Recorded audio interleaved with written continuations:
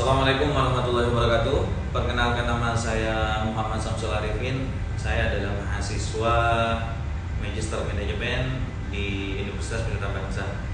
Dalam kesempatan kali ini, izinkan saya untuk mewawancarai salah satu pengusaha yang sudah berjalan dalam rangka untuk menjalankan tugas saya, tugas UTS, yaitu kewirausahaan. Sebelumnya perkenalkan dulu masnya, namanya siapa? Oh iya, nama saya biasa saya dipanggil Arif. Oh Ya. dipanggil Arif. Asli? Aslinya sih orang tua keturunan dari Madura, cuma saya udah kecil di sini. Oh ya, kalau boleh tahu nih, biar yang lainnya juga tahu, sebenarnya mas ini punya usaha apa? Ya. Sebelumnya sih saya nggak punya usaha, cuma saya ngejalanin usaha orang tua. Oh berarti Ya. jadi ini bukan usaha Anda pribadi, tapi usaha dari orang tua yang terus dilanjutkan oleh Anda. Ya betul. Ya, kalau boleh tahu usahanya apa nih? Berhubung saya dari Marga Madura, itu usaha yang saya jalanin sekarang ini usaha di bidang ya apa ya, bisa dibilang sih rongsok dalam arti Limbah industri. ya, limbah industri. Ya, limbah industri. Sudah berapa lama Anda berusaha ini, meneruskan usaha ini lah? Kalau berapa lama itu saya kira-kira aktif di 2018 baru-baru. Ya sudah lumayan lah, 2018, 2019, 2020, 2021. Ya, Ya sudah jalan 4 tahun lah ya. 4 tahun masih dibilang masih muda. Jadi berarti usaha ini masuknya ke perusahaan-perusahaan atau kemana nih jalurnya nih? Ya, jalurnya bisa dibilang kita dapat limbah industri dari pabrik-pabrik, terus kita repair. Dari repair itu nanti kita jualnya bisa ke perorangan, bisa juga ke balik ke pabrik lain, misalnya seperti itu. Oh begitu. Sebenarnya awal mulanya yang mendasari Anda itu untuk terjun ke dunia ini itu apa? Atau memang keinginan Anda, atau memang harapan dari orang tua agar Anda bisa terjun di bidang ini, atau bagaimana? Enggak sih, sebelumnya itu saya sebelum terjun ke bidang ini, sebelumnya saya seorang karyawan. Seorang Ya. karyawan. Seorang karyawan. Terus di 2017 itu sebenarnya sempat saya mau melamar pekerjaan lagi, cuma selama mencari pekerjaan itu lama akhirnya tidak ada panggilan kerjaan, jadi inisiatif buat nerusin usaha orang tua. Seorang tua. Ya. Seperti itu. Untuk dunia perlimbahan ini sebenarnya menjanjikan atau tidak sih sebenarnya? Ya, bisa dibilang menjanjikan sih, menjanjikan. Istilahnya kita beli barang rongsok, kita modifikasi, kita perbaiki, lalu kita jual lagi. Nah, itu menurut saya menjanjikan. Sangat menjanjikan Ya, ya. menjanjikan. Kalau boleh tahu nih kisi-kisinya, untuk pendapatan kira-kira lah per bulan ini bisa berapa juta? Per bulan sih nggak pasti. Ya pasti ya, tapi kan ada kita sebut nilai rata-rata lah ya, rata-rata pendapatan lah Perkiraan sebulan. sebulan.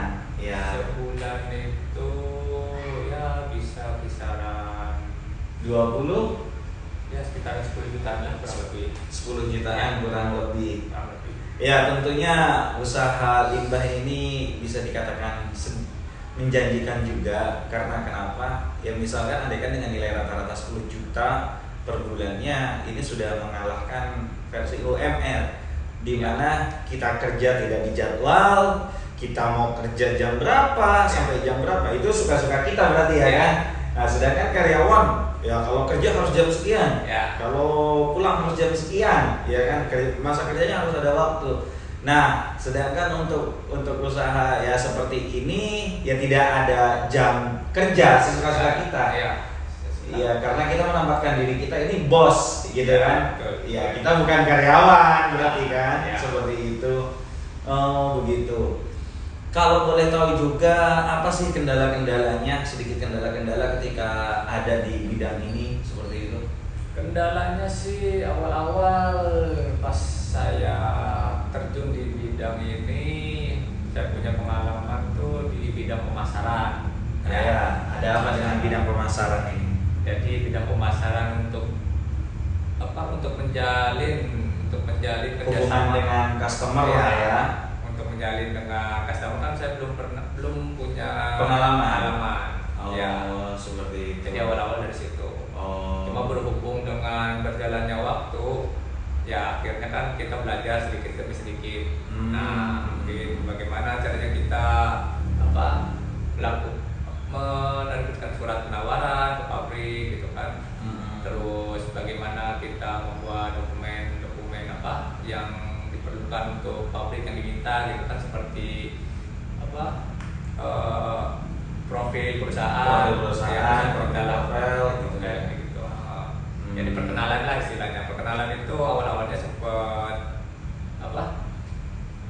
sempat saya kurang memahami awalnya. Cuma kesini ya alhamdulillahnya berjalan sedikit demi sedikit.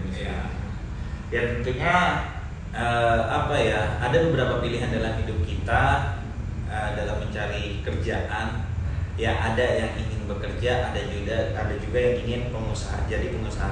Tentunya mereka semua ini punya ada nilai minusnya lah pasti lah. Misalkan pegawai, gajinya pasti, ya kan. Ya. Tapi kan minusnya ya kita harus berangkat dari jam berapa sampai jam berapa.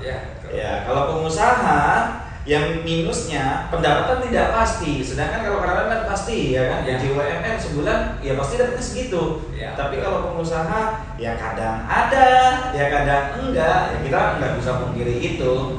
Tapi alhamdulillah ya selama menjalani bisnis ini, selama usaha ini lancar saja, tidak ada masalah seperti itulah. Ya cukup lah untuk kebutuhan. Ya bisa bilang cukup saat ini. Oh untuk saat ini ya. Semoga kedepannya bisa lebih lagi berarti ya kan. Gak ada harapan tentunya. Wah nggak sesuai, nggak kayak gimana. Ya tentunya mungkin tidak usah berpanjang-panjang saya nanya seperti itu, karena juga pastinya semua orang sudah punya sudut pandangnya sendiri masing-masing. Kalau usaha ini itu begini, ya kalau orang kerja itu begini. Hanya saja pada kesempatan kali ini saya ingin sedikit menjelaskan tentang usaha limbah, yakni limbahnya limbah apa namanya? Bisa dibilang itu limbah penampungan bahan kimia. Penampungan bahan kimia atau kempu ya, biasa kempu, atau bisa dibilang toren 1000 liter bisa. Bisa dibilang IBC juga bisa. Seperti itu. Nah, ya bagaimana dunia usaha di bidang limbah yang basically-nya itu kempu seperti itu. Nah, harapannya tentunya kita semua memahami bagaimana ketika kita jadi pengusaha, bagaimana kita ini menjadi karyawan. Ya tentunya pilihan itu ada di diri kita semua, gitu loh. Tapi kalau saya melihat sekarang ini banyak orang yang lebih condong kepada pengusaha, gitu loh. Karena kenapa? Kalau kita hanya jadi karyawan terus, ya masa kita akan terikat selamanya? Ya tentunya lah, fine kita jadi karyawan beberapa tahun untuk untuk menabung, ya kan?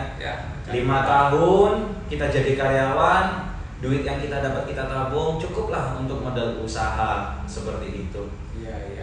Tentunya itu pilihan kembali lagi kepada kalian semua. Ya tentunya kita semua, kita mau jadi karyawan atau jadi pengusaha. Mungkin kiranya hanya ini yang sedikit bisa saya sampaikan, kurang lebihnya semua maaf, dan terima kasih banyak waktunya Mas Arif atas wawancaranya. Semoga usahanya makin lancar, semoga tambah maju ke depannya seperti itu, makin besar. Akhirul kalam dari saya. Assalamualaikum warahmatullahi wabarakatuh.